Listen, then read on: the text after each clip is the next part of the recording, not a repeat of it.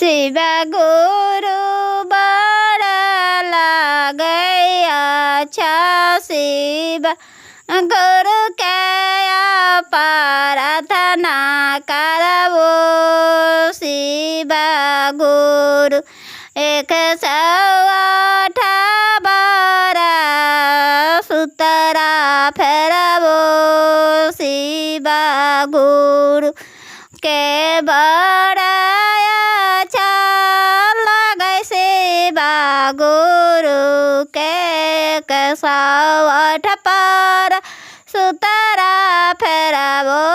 नवा शिव करबो शिव गुरु के 108 बारा फेरबो न कहूँ शिव गुरु के नाम शिव करबो शिव गुरु के नास बड़ा है अच्छा लागे शिव गुरु के दहना ज्ञानमा शिव गुरु